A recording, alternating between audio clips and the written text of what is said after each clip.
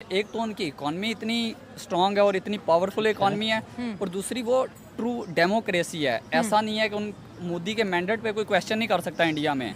वो एक undisputed election जीत के आया हुआ है, और रशिया से उनके तल्लुकात आज के नहीं है, ये जब से इंडिया और पाकिस्तान बने हैं ये तल्लुकात उनके तब से हैं। इंडिया इस वक्त खुद एक ऐसी पावरफुल ताकत बन चुकी है जो अमेरिका का मुकाबला भी कर सकती है, ठीक है, चाइना का मुकाबला भी कर सकती है। इतनी तरक्की कर चुके हैं कि पहला वो मुल्क इंडिया ही है। चंद्रयान 3 जिस साइड पे उतरा था नॉर्थ एरिया में, उस साइड पे अभी तक अमेरिका जैसा या चाइना जैसा भी अपना कोई सारा लॉन्च नहीं कर सका। ठीक है, ये बता दिया कि टेक्नोलॉजी में हम अमेरिका के भी बाप हैं। मेड इन इंडिया, ठीक है, वो जितना भी था उनकी मैन्युफैक्चरिंग थी, उन्होंने चाइना से जिस तरह सोलर पैनल से और बहुत सारा रॉ मटेरियल तो उन्होंने बैन कर दिया, ताकि हमारा जो ज़र मुबादला है जो हमारा वो बच जाए, और तमाम जितनी भी इंडस्ट्री थी वो इंडिया के अंदर काम करना स्टार्ट हो गई है। जब आप सारे जितने भी अपनी चीज़ें खुद बनाएंगे, आपकी एक्सपोर्ट जो है वो ज़्यादा होंगी, इंपोर्ट्स कम होंगी, आप माशी तौर पर तरक्की करेंगे तो दुनिया में आपकी इज्जत होगी। ठीक है, आप आज पाकिस्तान आप किसी भी कोई भी फैक्टर ले लें, वो सबसे बड़ा ना, आप देखिए हमारी आज आर्मी की अगर बात करें वो दुनिया में 10वें या 11वें नंबर पे है, ठीक है, और इंडिया के चौथे नंबर पे है। जर्मनी के बाद जापान 5वीं दुनिया की सबसे बड़ी इकॉनमी है। तो आप देख लीजिएगा 2 से 3 साल बाद इंडिया उसकी जगह ले लेगा। इंडिया इस चीज़ की कभी परवाह नहीं करता, क्योंकि वो एक बहुत पावरफुल इकॉनमी है। यूरोप ने हमेशा उनकी इस चीज़ से मुखालफत तो की है, लेकिन खुल के उनके खिलाफ कुछ कर नहीं पाया। पहले जब यूक्रेन वार हुई तो हमें उन्होंने ऑयल इंपोर्ट करने से मना कर दिया, हमने उनकी बात यूरोप की मान ली, एब्सोल्युटली नॉट इन प्रैक्टिकल हमने कह दिया। लेकिन इंडिया ने तब भी उनसे पेट्रोल और बाकी चीज़ें इंपोर्ट की, और उसको बहुत डिस्काउंटेड प्राइस पे परचेज़ किया, और बाद में फिर इन्हीं यूरोपियन कंट्रीज़ को उसने बेचा। हाँ, बिल्कुल, हाँ। तो इंडिया तो इस चीज़ की परवाह नहीं करता, क्योंकि उसकी 2 रीज़न्स है। एक तो उनकी इकॉनमी इतनी स्ट्रांग है और इतनी पावरफुल इकॉनमी है, और दूसरी वो ट्रू डेमोक्रेसी है। ऐसा नहीं है कि उन मोदी के मैंडेट पे कोई क्वेश्चन नहीं कर सकता इंडिया में। वो एक अनडिस्प्यूटेड इलेक्शन जीत के आया हुआ है, और रशिया से उनके तल्लुकात आज के नहीं है, ये जब से India. Hey guys, welcome to my new reaction video में आप सभी का स्वागत। आशा करता हूं सभी अच्छे होंगे, मैं भी अच्छा हूं। आ गया हूं फिर एक बार नए पाकिस्तान रिएक्शन वीडियो को लेकर आप सभी के बीच में। पुतिन भारत आने वाले हैं और पाकिस्तान की बिलबलाहट सामने नजर आई। पाकिस्तान भारत का लोहा मान रहा है। और पाकिस्तान बने हैं ये तल्लुकात उनके तब से हैं। उन्होंने कभी अपनी स्टेट को स्विंग स्टेट नहीं बनाया, वो शुरू से ही रशिया के साथ खड़े हैं। हमारी तरह नहीं है, कभी एक प्राइम मिनिस्टर रशिया जा रहा है, कह रहा है कि हम रशिया से तल्लुकात बनाएंगे, दूसरा आता है कहता है नहीं जी हम यूएसए से तल्लुकात बनाएंगे।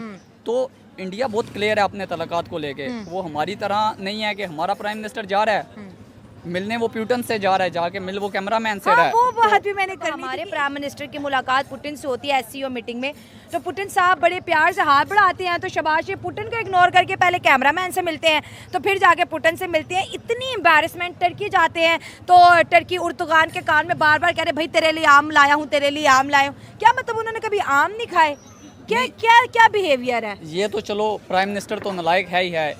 एकदम इन्होंने वक्त बदल दिया, जज्बात बदल दिए, जिंदगी बदल दी। ये तो फॉरेन ऑफिस वाले लोगों का काम है, प्रोटोकॉल उसको फॉरेन प्रोटोकॉल सिखाए गए। भाई आप प्यूटन से मिलने आए हुए हो, कैमरामैन से नहीं मिलने आए हुए। और आम तो हम वैसे भी उसको भिजवा सकते हैं। प्राइम मिनिस्टर इसके लिए थोड़ी है कि पूरा जहाज लेके जाएंगे उसको, प्राइम मिनिस्टर ऑफ टर्की को आम देने जाए। भाई आप कोई ट्रेड उनसे एग्रीमेंट करें, बोले मैं ये इन्वेस्टमेंट अपॉर्चुनिटीज लेके आया हूँ, आम थोड़ी लेके जाता है प्राइम मिनिस्टर। ये तो लोगों के घर मिलने जाए तो वो लेके जाता है, ये प्राइम मिनिस्टर का काम थोड़ी है। घर का पुतिन ने अपना विजिट करवाया और बताया कि मेरे घर में मेरी ये चीज़ें मेरी पसंदीदा है, ये चीज़ें, और सोशल मीडिया पे बड़ी वायरल हो रही है। इंडिया के प्राइम मिनिस्टर की इतनी इंपॉर्टेंट, और हमारे प्राइम मिनिस्टर अगर कहीं चले जाए तो आधी कंट्रोवर्सी तो उनके खुद की वजह से होती है, और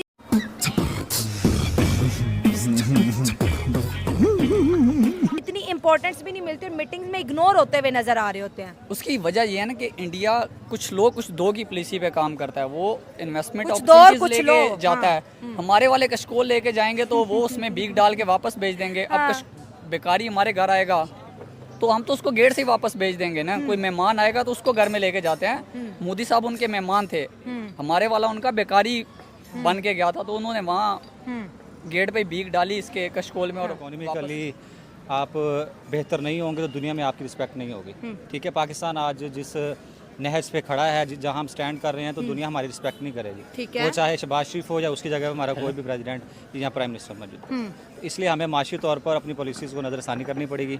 और इसी अगर हम माशी तौर पर मजबूत हो जाएंगे, डेमोक्रेसी जो जिसको रियल डेमोक्रेसी कहते हैं, आप इंडिया को देख लें, वो दुनिया की सबसे बड़ी जमहूरियत है। ऑलमोस्ट 1 अरब 40 करोड़ उसकी आबादी है और 99% जो लोग हैं ना, उन्होंने कभी ये सवाल नहीं उठाया कि हमारे मुल्क में जो है वो करप्शन हुई है।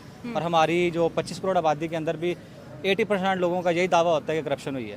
तो और हमें होती भी है। और होती भी है बिल्कुल। और हमें ये करना पड़ेगा कि हमें सबसे पहले माशी तौर पर मजबूत होना पड़ेगा, अखलाकी तौर पर हमें हमारी कौम को मजबूत होना पड़ेगा। और उस अगर जैसे हम हाई सिविलियन अवार्ड की बात कर रहे हैं, टॉपिक पे वापस आते हैं, मोदी साहब को 10 से ज़्यादा जो है इंटरनेशनल अवार्ड से नवाजा गया है। जब भी उन्हें कोई अवार्ड मिलता है वो कहते हैं ये मेरा ऑनर नहीं है, ये 140 करोड़ भारतीयों का ऑनर है। और वाकई उनके बात में ये दम भी है। इंडिया जहाँ कहीं जाता है लोग झुक के मिलते हैं, इतना वार्मली वेलकम करते हैं, इंपॉर्टेंस देते हैं। और ये दौरा सिर्फ चाय का नहीं है, बहुत से कॉन्ट्रैक्ट भी साइन हो गए। जब कहीं वो जाते हैं इंडिया के लिए कोई तोहफा लेके आते हैं। तीसरी टर्म आप इंडिया की क्या समझते हैं, जिस तरह वो अब दुनिया की जो है 5th लार्जेस्ट इकोनॉमी है, क्या तीसरी बन जाएगी वो? क्योंकि मोदी साहब अपनी ये तीसरी बारी में बहुत स्पीडीली काम करेंगे। बेसिकली कोई मुल्क है जब उसमें मैन्युफैक्चरिंग खुद की जाती है, उसका जो वो उन्होंने देखे हैं आपने, उनकी लास्ट टाइम जो उनकी पॉलिसी थी वो कह रहे थे कि मेड इन इंडिया, ठीक है। वो जितना भी था उनकी मैन्युफैक्चरिंग थी, उन्होंने चाइना से जिस तरह सोलर पैनल से और बहुत सारा रॉ मटेरियल था उन्होंने बैन कर दिया, ताकि हमारा जो ज़र मुबादला है जो हमारा वो बच जाए। और तमाम जितनी भी इंडस्ट्री थी वो इंडिया के अंदर काम करना स्टार्ट हो गई है। जब आप सारे जितने भी अपनी चीज़ें खुद बनाएंगे, आपकी एक्सपोर्ट जो है वो ज़्यादा होंगी, इंपोर्ट्स कम होंगी, आप माशी तौर पर तरक्की करेंगे तो दुनिया में आपकी इज्जत होगी, ठीक है। आप आज पाकिस्तान, आप किसी भी कोई भी फैक्टर ले लें, वो सबसे बड़ा ना, आप देखें हमारी आज आर्मी की अगर बात करें वो दुनिया में 10वें या 11वें नंबर पे है, ठीक है। और इंडिया के 4थे नंबर पे है। जर्मनी के बाद जापान 5वीं दुनिया की सबसे बड़ी इकॉनमी है। तो आप देख लीजिएगा 2 से 3 साल बाद इंडिया उसकी जगह ले लेगा, ठीक है। और पाकिस्तान आज जहाँ खड़ा है, हम 2010-11 तक दुनिया के 25 इकॉनमीज़ के अंदर हमारी प्रेडिक्शंस थी कि हम आ जाएंगे। और आज हम कहाँ खड़े हैं, मेरे ख्याल में अफ्रीका के बहुत सारे ममालिक भी हमसे आगे निकल चुके हैं। तो हमें अपने पॉलिसीज़ के ऊपर, अपने ये करप्शन पे सबसे पहले हमें कंट्रोल करना पड़ेगा, तो हम माशी तौर पर मजबूत हो जाएंगे इंशाल्लाह दुनिया में। एक और सवाल है, वैसे कंपैरिजन शहबाज शरीफ और मोदी साहब का बनता नहीं है। मोदी साहब बहुत ही सीनियर हैं और बहुत ज़्यादा उनका तजर्बा है सियासत के अंदर और बड़े अच्छे काम उन्होंने किए हैं अपने मुल्क के लिए। शहबाज शरीफ अगर किसी टूर पे जाते हैं, पूरे पाकिस्तानी जो है टैग जोकर्स के लगा रहे होंगे कि हमारे लिए बड़े एम्बैरेसिंग मोमेंट है, जैसे पुतिन से हाथ मिलाने की बजाय पहले कैमरा मैन की तरफ बढ़ गई। 1 मिनट के लिए भूल जाते हैं कि हम प्राइम मिनिस्टर, हम 25 करोड़ लोगों को रिप्रेजेंट कर रहे हैं। दूसरी जानिब अगर मोदी साहब जाते हैं तो बड़ी अहम बात करेंगे, दुनिया उनको सुनती है, दुनिया उनसे घंटे घंटे की स्पीच करती है। जो रशिया के अंदर जो डायस्पोरा इंडिया, वो भी उनसे मिला और उन्होंने कहा कि ये सेंचुरी जो है ये भारत की है। ये पहले मोदी कहता था, अब पूरी दुनिया कह रही है। तो विजन बड़ा वाजिया है। बेसिकली देखिए, हर इंसान की अपनी राय होती है। मैं as a individual, as a Pakistani, जो मेरी जितनी भी आप कह सकते हैं पाकिस्तान के साथ हमदर्दी हैं, ठीक है। ओवरऑल हम अपने, हमारा जो वज़ीर आज़म है उसको हम इंडिविजुअली खुद तो क्रिटिसाइज़ कर सकते हैं और दुनिया के अंदर जो है हमें उनकी रिस्पेक्ट करनी चाहिए ओवरऑल। जब भी यहाँ से किसी भी टूर पे जाते हैं, वो किसी भी वज़ीर आज़म की इंसल्ट नहीं होती, बेसिकली वो एक नोशन की, एक कौम की इंसल्ट होती है, ठीक है। तो मोदी का जाते हैं, मोदी की हम कुछ उसकी पॉलिसी ऐसी हैं जिसको हम क्रिटिसाइज़ कर सकते हैं, ठीक है। और जो अप्रिशिएट करने वाले हमको अप्रिशिएट भी करना चाहिए। हमें इंडिया पाकिस्तान के कॉन्फ्लिक्ट में नहीं पड़ना चाहिए।